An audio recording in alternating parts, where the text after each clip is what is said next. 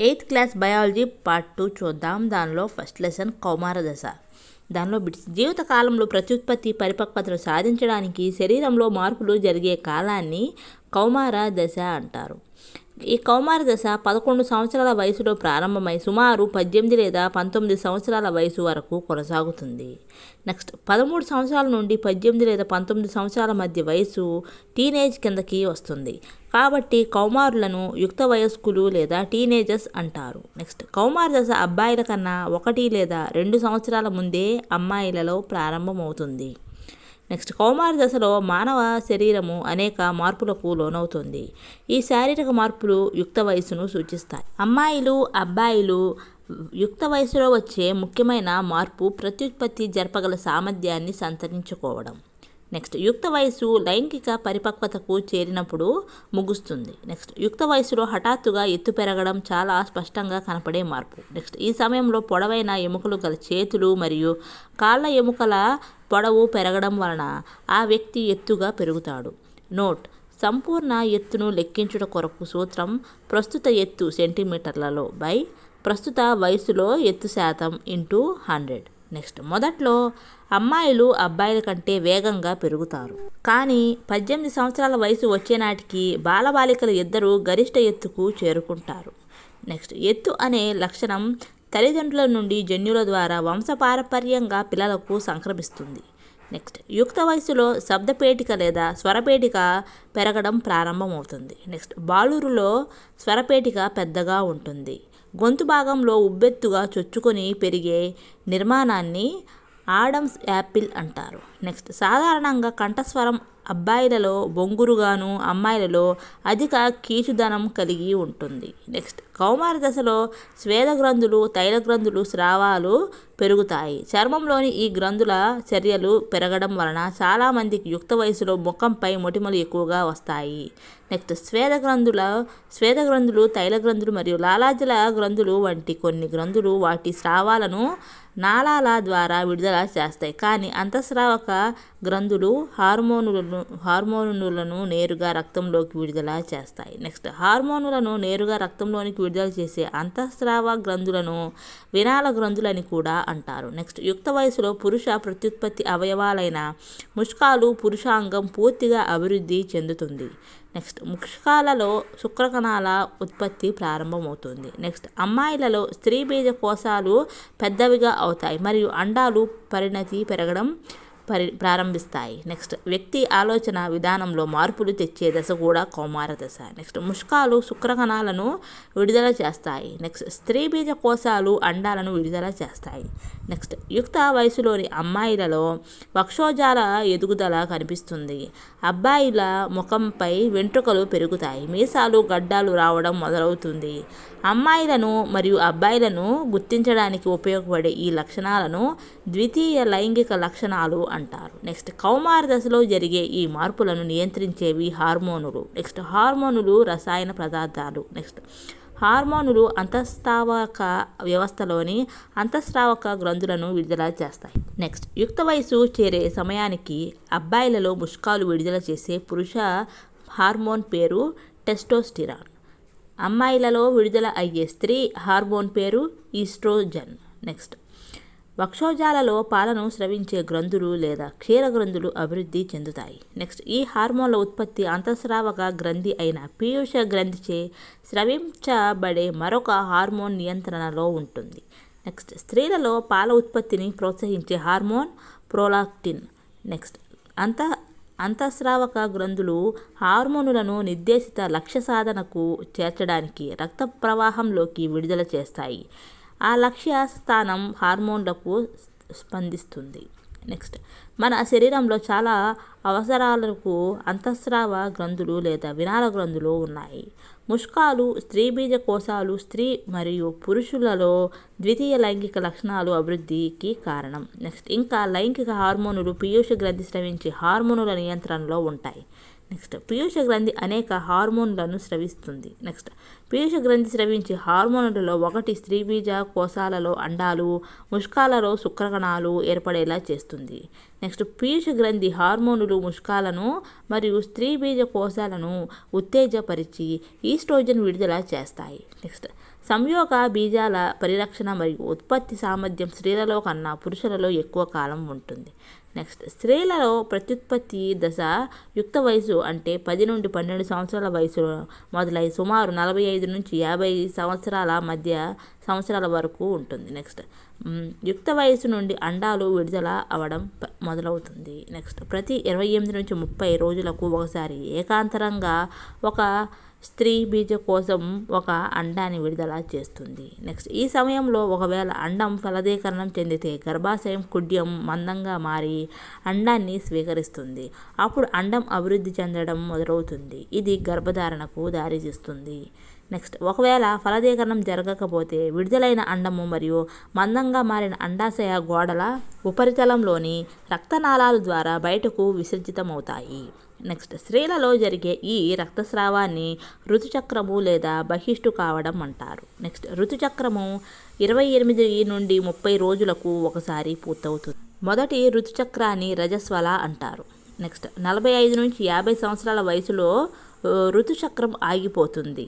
ఇలా ఋతుచక్రం ఆగిపోవడాన్ని మెనోపాజ్ అంటారు. నెక్స్ట్ ఋతుచక్రం హార్మోనుల నియంత్రణలో ఉంటుంది. నెక్స్ట్ ఫలదీకరణం చెందిన అండము లేదా సంయుక్త బీజంలో పుట్టబోయే బిడ్డ యొక్క లైంగికతను నిర్ధారించి సూచన ఉంటుంది. ఈ సూచన ఫలదీకరణం చెందిన అండంలో దారపు పోగుల వంటి క్రోమోజోములు అనే నిర్మాణాల రూపంలో ఉంటుంది. నెక్స్ట్ ప్రతి కణంలోని కేంద్రకం లోపల క్రోమోజోములు ఉంటాయి. నెక్స్ట్ ప్రతి మానవునిలో కణాలలోని కేంద్రకంలో 23 జతల క్రోమోజోములు ఉంటాయి. నెక్స్ట్ వీటిలో X మరియు Y అనే 2 క్రోమోజోములను లైంగిక క్రోమోజోములు అంటే అల్లోజోములు అంటారు. నెక్స్ట్ స్త్రీలలో 2 X క్రోమోజోములు ఉంటాయి. పురుషులలో ఒక X మరియు ఒక Y క్రోమోజోములు ఉంటాయి.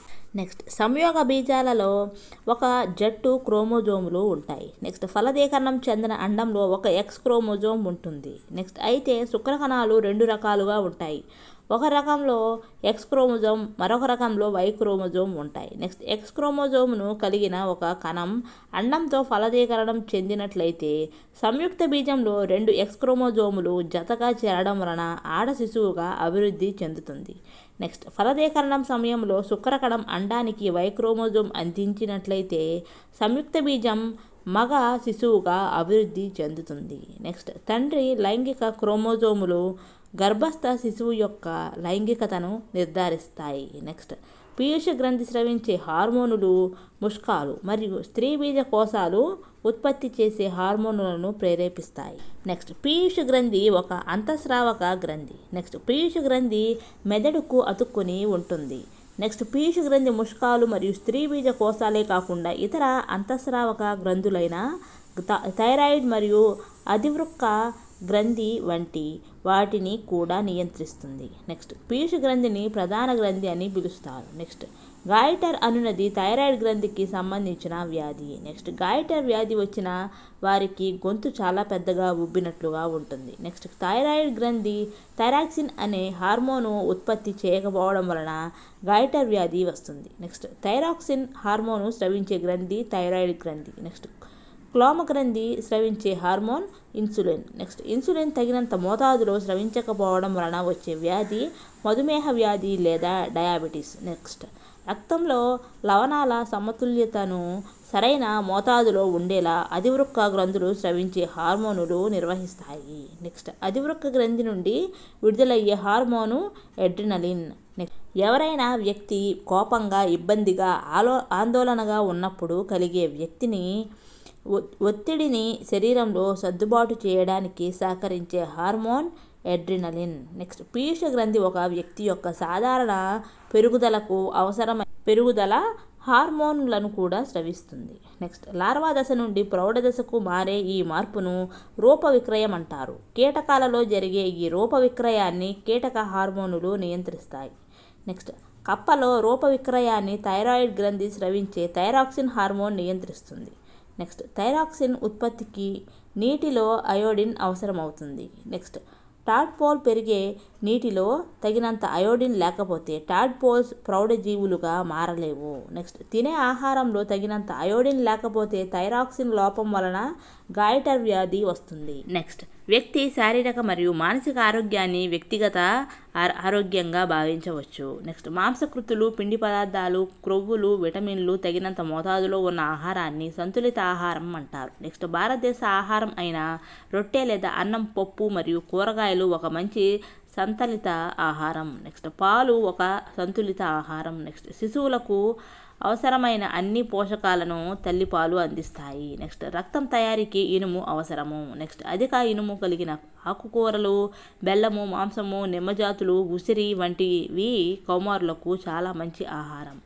నెక్స్ట్ శక్తిని ఇచ్చే చిరుధాన్యాలు, పాలు, మాంసము, విత్తనాలు మరియు పెరుగుదల కోసం ప్రోటీన్లను అందించే పప్పుధాన్యాలు కూడా ఉన్నాయి. నెక్స్ట్ హెచ్ఐవి అనే ప్రమాదకరమైన వైరస్ వలన కలిగే వ్యాధి ఎయిడ్స్ వ్యాధి. నెక్స్ట్ ఔషధాలను అందించే సూదులను పంచుకోవడం ద్వారా ఈ వైరస్ సోకిన వ్యక్తి నుండి ఆరోగ్యవంతమైన వ్యక్తికి ఈ వైరస్ వ్యాప్తి చెందుతుంది. నెక్స్ట్ హెచ్ఐవి సోకిన తల్లి నుండి శిశువుకు ఆమె పాల ద్వారా కూడా వ్యాప్తి చెందవచ్చు.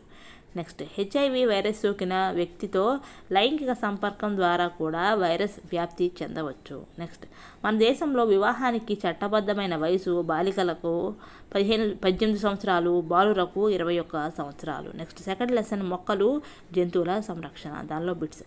భరత్పూర్ పక్షుల సంరక్షణ కేంద్రం గల ప్రదేశము రాజస్థాన్. నెక్స్ట్ కజిరంగా జాతీయ ఖడ్గమృగ ఉద్యానవనం గల ప్రదేశం అస్సాం.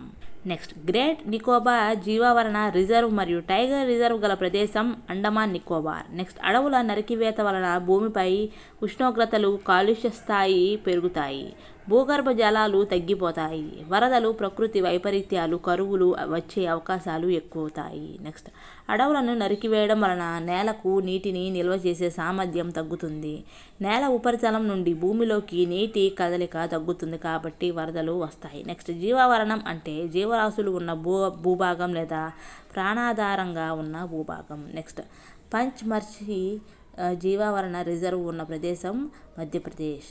నెక్స్ట్ పచ్మర్హి జీవావరణ రిజర్వ్లో కనిపించే మొక్కలు, జంతువులు ఎగువ హిమాలయ శిఖరాలను, దిగువ పశ్చిమ కనుమలకు చెందిన వాటిని పోలి ఉంటాయి. నెక్స్ట్ వన్యప్రాణుల అభయారణ్యం గురించి చూద్దాం.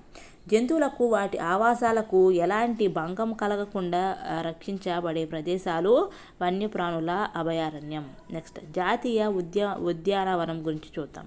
వన్యప్రాణులు స్వేచ్ఛగా జీవిస్తూ అక్కడి ఆవాసాలను సహజ వనరులుగా వినియోగించుకొని సహజమైన రిజర్వ్ ప్రాంతాన్నే జాతీయ ఉద్యానవనం అంటారు. నెక్స్ట్ జీవావరణ రిజర్వ్ గురించి చూద్దాం. వన్యప్రాణులు, వృక్ష జంతువు వనరులు ఆ ప్రాంతంలో నివసిస్తున్న గిరిజన సంప్రదాయ జీవన పరిరక్షణ కోసం ఏర్పాటు చేయబడిన విశాల ప్రాంతంతో కూడిన రక్షణ ప్రాంతం. నెక్స్ట్ జీవావరణ రిజర్వులు జీవ వైవిధ్య పరిరక్షణకు ఉద్దేశించిన ప్రాంతాలు.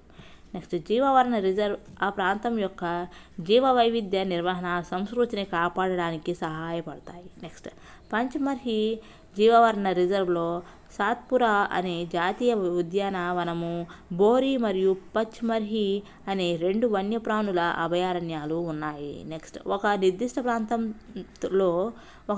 ప్రాంతంలో కనిపించే మొక్కలు, జంతువులను వరుసగా ఆ ప్రాంతంలోని వృక్షజాలం, జంతుజాలం అంటారు. నెక్స్ట్ పచ్మర్హి జీవావరణ రిజర్వ్లోని జంతుజాలాలు ఏంటంటే ఆసియా జింక అంటే చింకార, నెక్స్ట్ నీలి ఎద్దు,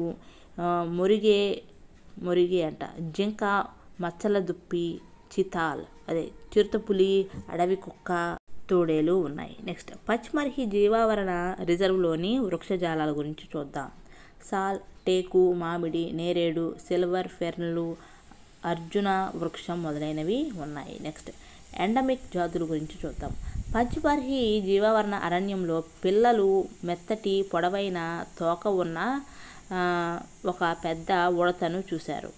ఈ పెద్ద ఉడతనే జైంట్ స్క్విరల్ అంటారు. నెక్స్ట్ ఒక నిర్దిష్ట ప్రాంతంలో ప్రత్యేకంగా కనిపించే మొక్కలు లేదా జంతువుల జాతులను ఎండమిక్ జాతులు అంటారు. ఇవి సహజంగా మరెక్కడా కనిపించవు. నెక్స్ట్ ఒక నిర్దిష్ట రకపు జంతువు లేదా మొక్క ఒక మండలం, ఒక రాష్ట్రం లేదా ఒక దేశానికి ఎండమిక్గా ఉంటుంది. నెక్స్ట్ పచ్మర్హి జీవావరణ ప్రాంతంలో ఉన్న ఎండమిక్ వృక్ష జాతులకు 2 ఉదాహరణలు, అవి సాల్, అడవి మామిడి. నెక్స్ట్ పచ్చిమర్హి జీవావరణ అరణ్యంలో ఉండే ఎండమిక్ జంతు జాతులకు ఉదాహరణ అడవి దున్న, భారతదేశపు పెద్ద ఉడుత అంటే ఇండియన్ జెయింట్ స్క్వేరల్ అన్నమాట. నెక్స్ట్ జాతి అనేది అంతర సంతాన ఉత్పత్తి సామర్థ్యం కలిగిన జనాభా సమూహం. నెక్స్ట్ వన్యప్రాణుల అభయారణ్యాలలో కొన్ని అంతరించిపోతున్న జాతుల గురించి చూద్దాం. నల్ల దుప్పి అంటే కృష్ణ జింక, తెల్ల కళ్ళ జింక, ఏనుగు, బంగారు పిల్లి, గులాబీ రంగు తల ఉండే బాతు, పొడవు ముట్టే ఉండే మొసలి అంటే గరియల్ అంట. నెక్స్ట్ చిత్తడి నేల మొసలి, కొండ చిలువ, ఖడ్గమృగం అన్నమాట. నెక్స్ట్ సాత్పురా జాతీయ ఉద్యానవనం రిజర్వ్ ప్రాంతం. ఆ ప్రాంతం చాలా పెద్దది మరియు మొత్తం పర్యావరణ వ్యవస్థలను రక్షించేంతగా వైవిధ్యంగా ఉంటుంది. నెక్స్ట్ సాత్పురా జాతీయ ఉద్యానవనంలో వృక్షజాతులు, జంతుజాతులు, ప్రకృతి దృశ్యం, చారిత్రక వస్తువులను భద్రపరుస్తాయి. నెక్స్ట్ సాత్పురా జాతీయ ఉద్యానవనం భారతదేశంలో మొట్టమొదటి రిజర్వ్ అటవీ ప్రాంతం. ఈ అడవిలో భారతదేశంలో అత్యుత్తమ టేకు చెట్లు కనిపిస్తాయి. నెక్స్ట్ భారతదేశంలో దాదాపు 100 కంటే ఎక్కువ జాతీయ ఉద్యానవనాలు ఉన్నాయి. నెక్స్ట్ సాత్పురా జాతీయ ఉద్యానవనం లోపల రాక్ షెల్టర్ అంటే శిలా ఆవాసాలు కూడా కనిపిస్తాయి. ఈ ఆవాసాలలో రాక్ పెయింటింగులు కనిపిస్తాయి. నెక్స్ట్ పంచ్మర్హి జీవావరణ రిజర్వ్ ప్రాంతంలో మొత్తం ఉన్న రాక్ షెల్టర్లు సంఖ్య 55. నెక్స్ట్ దేశంలోని పులులను రక్షించేందుకు ప్రభుత్వం చేత ప్రాజెక్ట్ టైగర్ ప్రారంభించబడింది. దేశంలో పులుల జనాభా మనుగడ నిర్వహణను నిర్ధారించడం ఈ ప్రాజెక్ట్ లక్ష్యం. నెక్స్ట్ మన అడవుల నుండి నెమ్మదిగా కనుమరుగైపోతున్న అనేక జాతులలో పులి ఒకటి. నెక్స్ట్ పులుల జనాభాలో గణనీయమైన పెరుగుదల సాత్పురా టైగర్ రిజర్వ్లో కనిపించింది. నెక్స్ట్ ఏ జంతువుల సంఖ్య ఒక స్థాయి వరకు తగ్గిపోయి అంతరించిపోయే స్థాయికి చేరుకుంటాయో ఆ జంతువులను అంతరించిపోయే జాతులు అంటారు. నెక్స్ట్ చాలా కాలం అంతరించిపోయిన జాతులలో రాకాసి బల్లులు లేదా డైనోసార్లు ఒకటి. నెక్స్ట్ ఆపదలో ఉన్న మొత్తం జంతువులు మొక్కల జాబితాను నమోదు చేసే పుస్తకం red data book. Next red data book అంతర్జాతీయంగా ఒక సంస్థ చేత నిర్వహించబడింది. నెక్స్ట్ భారతదేశంలోని కనిపించే మొక్కలు, జంతువుల గురించి భారతదేశం కూడా రెడ్ డేటా బుక్ నిర్వహిస్తుంది. నెక్స్ట్ ఏ పక్షులు అయితే వేరే ప్రదేశాలకు చేరడానికి ఎంతో దూరాన్ని దాటుకొని వస్తాయో ఆ పక్షులను వలస పక్షులు అంటారు. నెక్స్ట్ 1 టన్ను కాగితం తయారు చేయడానికి పూర్తిగా పెరిగిన 17 వృక్షాలు అవసరం అవుతాయి. నెక్స్ట్ కాగితాన్ని ఉపయోగించడానికి 5 నుండి 10 సార్లు రీసైకిల్ చేయవచ్చు. నెక్స్ట్ ఒక విద్యార్థి రోజుకు 1 కాగితాన్ని పొదుపు చేయగలిగితే మనం సంవత్సరానికి అనేక వృక్షాలను రక్షించవచ్చు.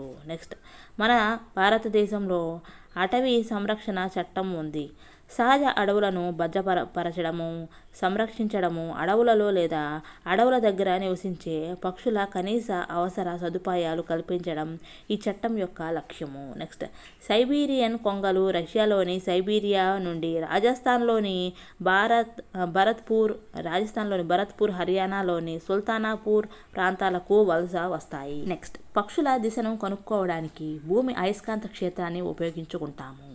నెక్స్ట్ ప్రపంచంలోని 12 స్థల జీవావరణ దేశాల జాబితాలో భారతదేశం 6వ స్థానంలో ఉంది. నెక్స్ట్ భారతదేశం ప్రపంచంలోని 34 జీవ వైవిధ్య స్పాట్లలో 2ని కలిగి ఉంది. నెక్స్ట్ 1 అవి తూర్పు హిమాలయాలు, 2 పశ్చిమ కనుమలు. నెక్స్ట్ ప్రపంచవ్యాప్తంగా ముప్పు వాటిల్లుతున్న జాతులలో భారతదేశంలో 172 జాతులు జంతువులు ఉన్నాయి. నెక్స్ట్ ప్రపంచంలోని మొత్తం ముప్పు వాటిల్లుతున్న జాతులలో భారతదేశం 2.9% కలిగి ఉంది. నెక్స్ట్ తూర్పు హిమాలయాల్లోని హాట్స్పాట్ కేంద్రం ప్రపంచవ్యాప్తంగా ఆపదలో ఉన్న 163 జాతులను కలిగి ఉంది. నెక్స్ట్ బెంగాల్ ఫాక్స్, మార్చుల్ పిల్లి, ఆసియా సింహం, భారతీయ ఏనుగు, ఆసియా అడవి గాడిద, జాతీయ ఖడ్గమృగం, గౌర్, ఆసియా అడవి నీటి దున్న వంటి ప్రపంచవ్యాప్త జంతువులలో ఆసియా ఖండంలోని అరుదైన కొన్ని జంతువులను భారతదేశం కలిగి ఉంది. నెక్స్ట్ లెసన్ వాయు జల కాలుష్యం గురించి చూద్దాం. దానిలో బిట్స్.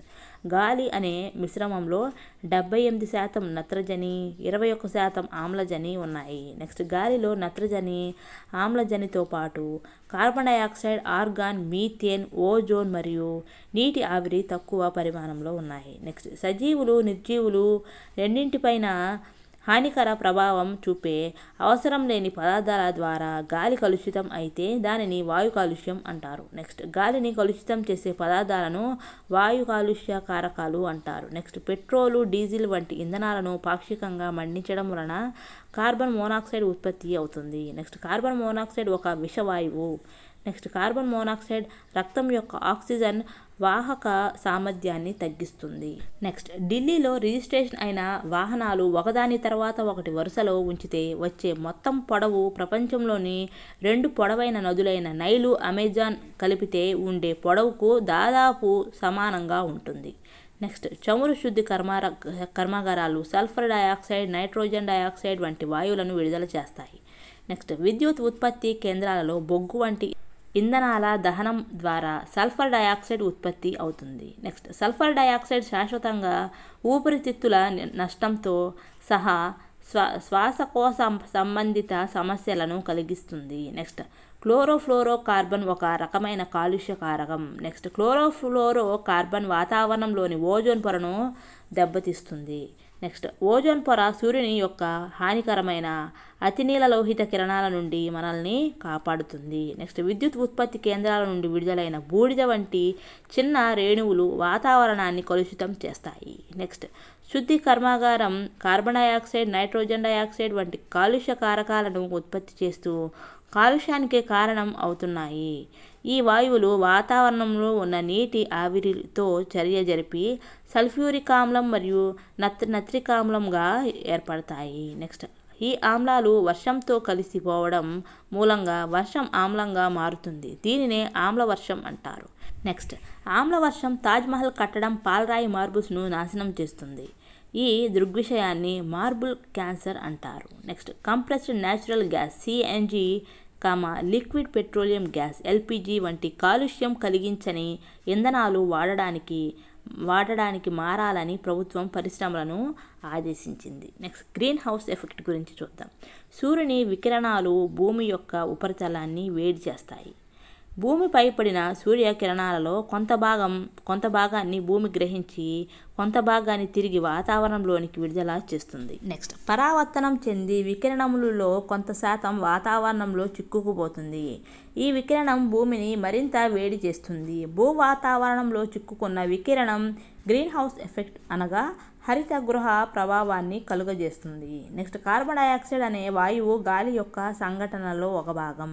నెక్స్ట్ సముద్ర మట్టాల పెరుగుదలకు భూతాపం అంటే గ్లోబల్ వార్మింగ్ ప్రధాన కారణం. చాలా సముద్ర తీర ప్రాంతాలు ముంపునకు గురవుతున్నాయి. నెక్స్ట్ భూతాపం వలన వర్షపాత విస్తరణ, వ్యవసాయం, అడవులు, మొక్కలు, జంతువులు మొదలైన వాటిపై ప్రభావం చూపుతుంది. నెక్స్ట్ ఆసియాలోని చాలా ప్రాంతానికి చెందిన అధిక శాతం ప్రజలు భూతాపం అనే ఆపదలో చిక్కుకొని ఉన్నారు. నెక్స్ట్ మీథేన్, నైట్రస్ ఆక్సైడ్, నీటి ఆవిరి వంటి ఇతర వాయువులు కూడా హరిత గృహ ప్రభావాన్ని కలుగజేస్తాయి. కార్బన్ డయాక్సైడ్ లాగే ఈ వాయువులను కూడా హరిత గృహ వాయువులు అంటారు. నెక్స్ట్ గ్రీన్ హౌస్ వాయువుల విడుదలను తగ్గించేందుకు చాలా దేశాలు ఒప్పందం చేసుకున్నాయి. అలాంటి ఒప్పందాలలో ఒకటి క్యోటో ప్రోటోకాల్ అంటారు. నెక్స్ట్ భూమి యొక్క ఉష్ణోగ్రత అతి తక్కువగా అనగా 0.5 డిగ్రీల సెంటీగ్రేడ్ పెరిగితే భూమిపైన తీవ్రమైన ప్రభావాన్ని చూపుతుంది. నెక్స్ట్ ప్రత్యామ్నాయ ఇంధనాలకి ఉదాహరణ సౌర శక్తి, జల శక్తి, పవన శక్తి. నెక్స్ట్ ప్రస్తుతం ప్రతి సంవత్సరం జూలై నెలలో అనేక లక్షల మొక్కలు నాటడం కోసం వన మహోత్సవం జరుపుతారు. నెక్స్ట్ ప్రకృతి కొరకు ప్రపంచ వ్యాప్తి నిధి WEF చేసిన అధ్యయనంలో గంగా నది ఆపదలో ఉన్న ప్రపంచంలోని 10 నదులలో ఒకటిగా గుర్తించబడింది. నెక్స్ట్ 1985 సంవత్సరంలో ప్రారంభించబడిన గంగా నది కార్యాచరణ ప్రణాళిక అనేది ఈ జీవ నదిని కాపాడడానికి నెలకొల్పబడిన పథకం. ప్రస్తుతం సరికొత్తగా భారత ప్రభుత్వం 2016లో క్లీన్ గంగా జాతీయ మిషన్ అంటే NMGG అనే కొత్త పథకాన్ని ప్రారంభించింది. నెక్స్ట్ ఉత్తరప్రదేశ్లోని కాన్పూర్లో గల గంగా నది పరివాహక ప్రాంతం కాలుష్యం సంభవించే ప్రదేశాలలో ఒకటి. నెక్స్ట్ ఉత్తరప్రదేశ్లోని కాన్పూర్ అత్యధిక జనాభా కలిగిన పట్టణాలలో ఒకటి. నెక్స్ట్ ఒక చెరువును దూరం నుండి చూసినప్పుడు అది ఆకుపచ్చగా కనిపిస్తే దానికి కారణం ఆ నీటిలో అసంఖ్యాకంగా శైవలాలు అభివృద్ధి చెందడం. నెక్స్ట్ క్షీరదాల మలంలో ఉండే బ్యాక్టీరియా శుద్ధ జల నాణ్యతను కలుగజేసే సూచిక. ఒకవేళ త్రాగునీటిలో ఈ బ్యాక్టీరియా ఉంటే ఆ నీరు ఖచ్చితంగా మలం వలన కలుషితమైందని అర్థం. నెక్స్ట్ వేడి నీరు అనగా ఉష్ణజలం కూడా ఒక రకమైన కాలుష్యకారిణి. ఈ వేడి నీరు సాధారణంగా థర్మల్ విద్యుత్ ఉత్పత్తి కేంద్రాలు కర్మాగారాల నుండి వచ్చే నీరు. నెక్స్ట్ ప్రపంచంలోని 25% మంది జనాభాకు సురక్షితమైన తాగునీరు అందుబాటులో లేదు. నెక్స్ట్ నీటిని శుద్ధి చేసే విధానాలలో క్లోరినేషన్ అనేది సాధారణ రసాయన పద్ధతి. ఈ పద్ధతిలో నీటికి క్లోరిన్ బిళ్ళలు లేదా బ్లీచింగ్ పౌడర్ కలిపి శుద్ధి చేస్తారు.